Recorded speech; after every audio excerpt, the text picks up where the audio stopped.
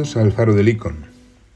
En el episodio de hoy vamos a explorar una de las historias más conocidas y fascinantes. El relato del Arca de Noé y el diluvio universal.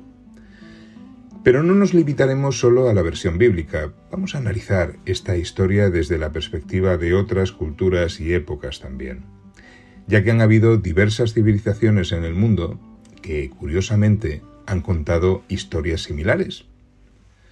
Hablaremos de ello y de la posibilidad de que efectivamente hubiese ocurrido un evento de estas características en un pasado muy remoto, el cual quedó reflejado de diversas formas en relatos antiguos.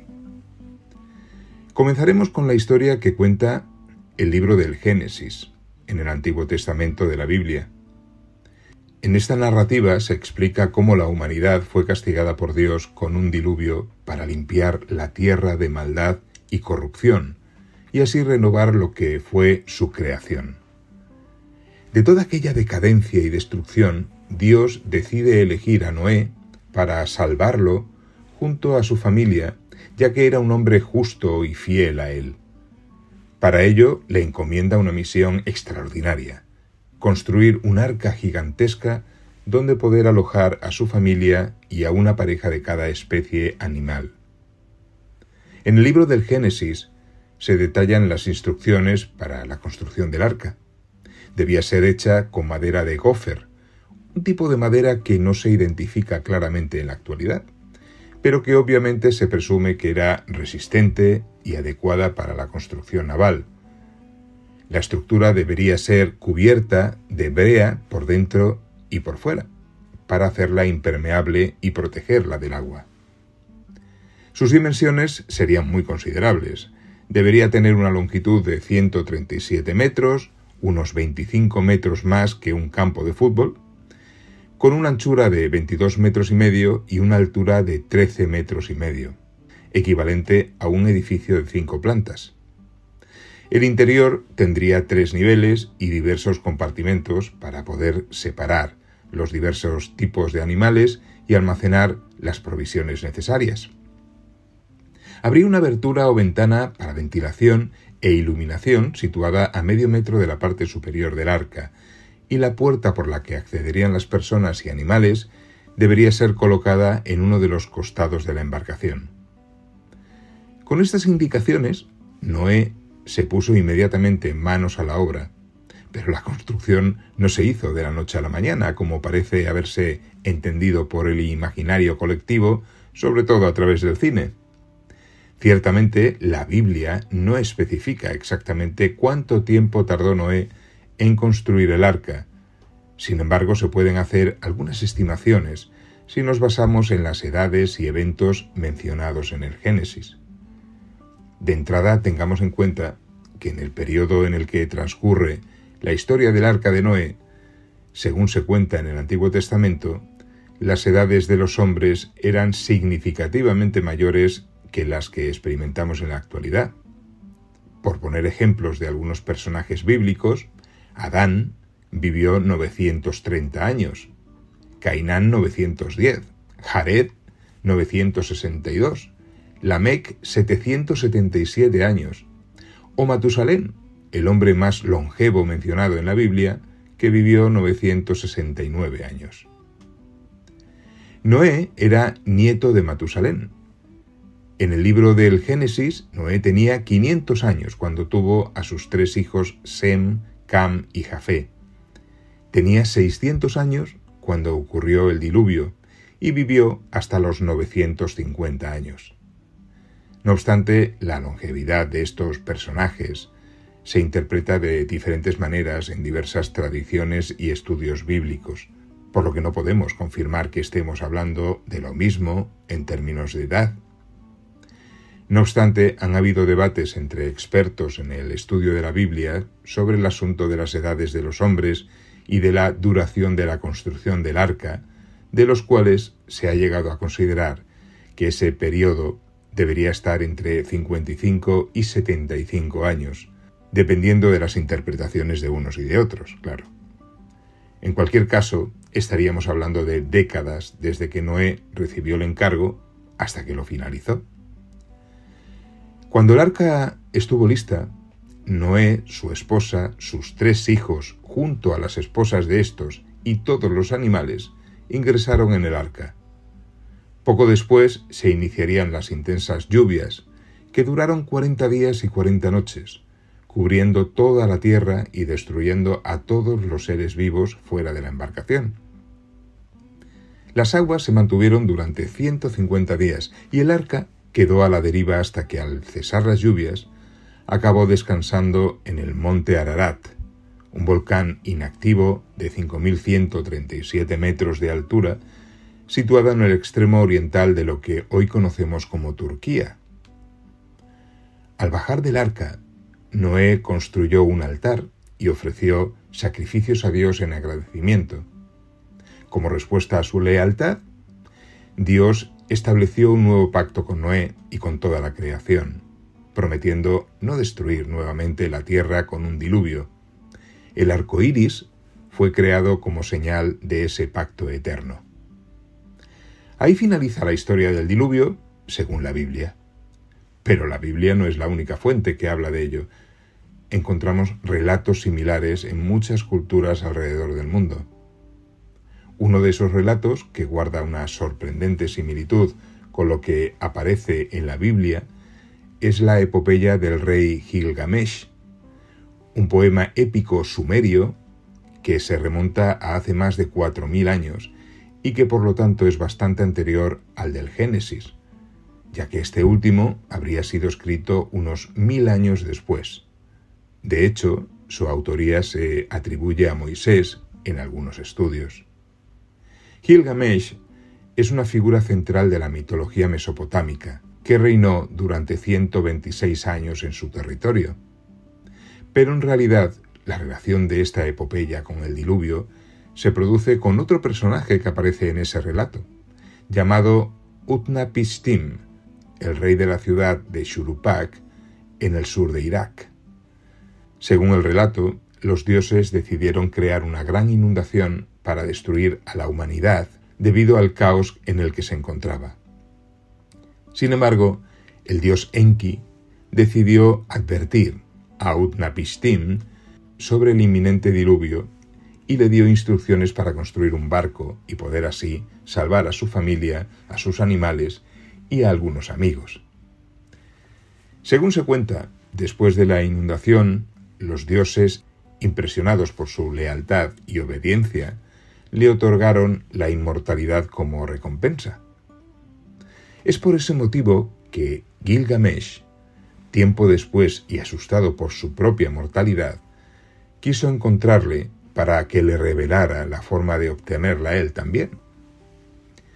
Sin duda, la historia de Utnapishtim es muy similar a la del diluvio de Noé en el Génesis, lo que ha llevado a muchos estudiosos a considerar que ambas podrían tener un origen común o reflejar eventos catastróficos reales que fueron interpretados de diferentes maneras en distintas culturas. Otra historia que hace referencia a un evento catastrófico relacionado con una gran inundación en el pasado remoto se encuentra en las culturas indígenas de América. En la mitología de los Hopi, en Norteamérica, se habla de la imposición de un gran castigo que fue ordenado por el dios Tagua, creador del universo, quien consideraba que la humanidad se había vuelto desobediente y pecaminosa. Tagua encargó a su arquitecto Sotugnang la aplicación de un severo castigo a la humanidad hasta que corrigiera su comportamiento. En este relato, el diluvio fue solo una de 4 catástrofes creadas por Sotugnang para ello. Pero también en el lado opuesto del planeta podemos encontrar otras historias semejantes a la descrita en la Biblia. En la mitología hindú existe un relato sobre un gran diluvio que guarda similitudes sorprendentes con la historia del Arca de Noé. Se habla del sabio y justo rey Manu, quien recibe una advertencia divina sobre una inundación inminente. El dios Vishnu se le apareció en forma de pez y advirtió a Manu sobre un diluvio que destruiría toda la vida en la tierra, por lo que le instruyó para construir un barco grande y fuerte. Según este relato, Cuando el diluvio comenzó, Manu reunió a su familia, a los 7 sabios, semillas de todas las plantas y a una pareja de cada especie animal, y subieron todos al barco. Durante muchos días y noches las aguas cubrieron la tierra, pero el barco fue guiado por Machía, el pez divino, hasta que finalmente se posó en el monte Meru. Podemos encontrar otras referencias sobre una supuesta catástrofe por la que la tierra se cubrió de agua debido a enormes episodios constantes de lluvia en un tiempo remoto. Varias culturas y civilizaciones antiguas como China, la antigua Grecia o los mexicas hablan de algo similar y resulta muy llamativo que así sea, dadas las distancias entre ellas. Por lo que han habido estudios que han tratado de dar claridad a esto. Sin embargo, no se han encontrado pruebas concluyentes por el momento.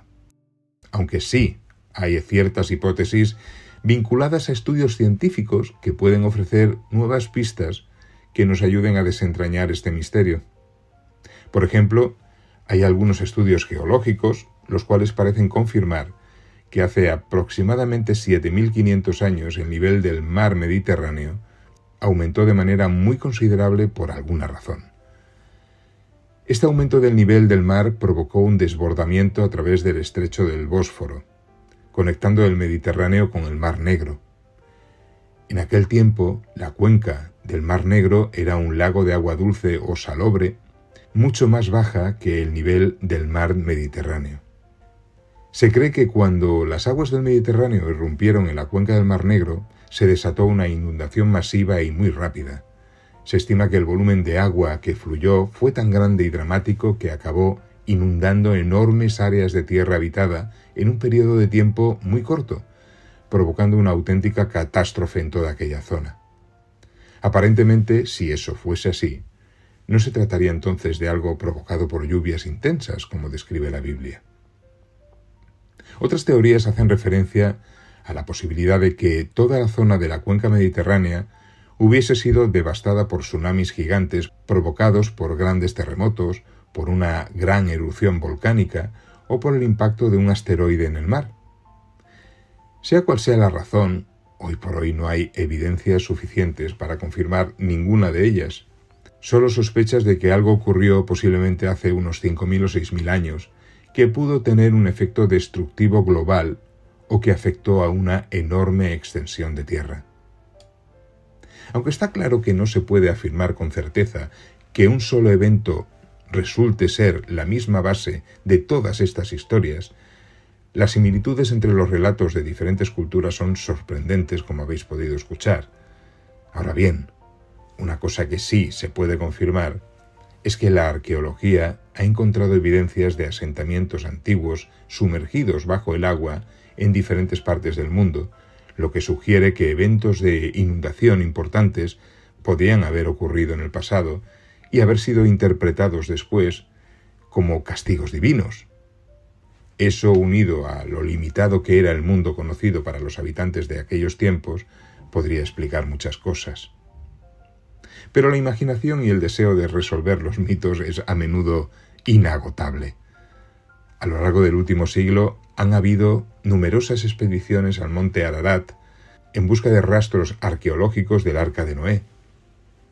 Una de las más conocidas es la realizada en 1985 por un equipo de exploradores turcos y estadounidenses que llegaron a descubrir en un área de difícil acceso una enorme formación rocosa con una curiosa forma de barco, la cual es conocida como la formación Durupinar, aunque este descubrimiento genera el mismo entusiasmo que escepticismo. En los análisis del terreno que llegaron a hacerse de la zona, se encontraron materiales arcillosos, además de conchas de mariscos y otros restos marinos que sugieren una actividad humana. Esos restos se dataron con una antigüedad de entre 5.000 y 7.000 años, lo que obviamente generó una gran curiosidad y llevó a que algunos de los investigadores afirmaran que esa actividad humana coincidía con el teórico periodo del diluvio bíblico. Pero aun siendo cierto, no significa que esa formación rocosa sean restos petrificados de un gran barco. Desde la epopeya de Gilgamesh hasta la historia del Arca de Noé que cuenta la Biblia, pasando por las leyendas hindúes o por las teorías de las inundaciones en el Mediterráneo, hemos visto cómo diversas culturas distantes entre ellas han narrado eventos catastróficos muy similares que pudieron haber dejado una huella en la memoria colectiva de hace miles de años. La búsqueda de la verdad detrás de estos relatos continuará, con arqueólogos, geólogos e historiadores intentando encontrar pistas que revelen un fragmento más de este supuesto evento. Lo que es seguro es que el estudio de estos grandes interrogantes de nuestro pasado nos ayuda a entender mejor nuestro presente en el mundo. Aquí terminamos. Gracias por acompañarme en este nuevo episodio. Recuerda inscribirte al canal si te gustan estos contenidos y aportar tus comentarios y sugerencias que son muy importantes para mejorarlos. Te espero en el próximo episodio de El Faro de Licón. Hasta pronto.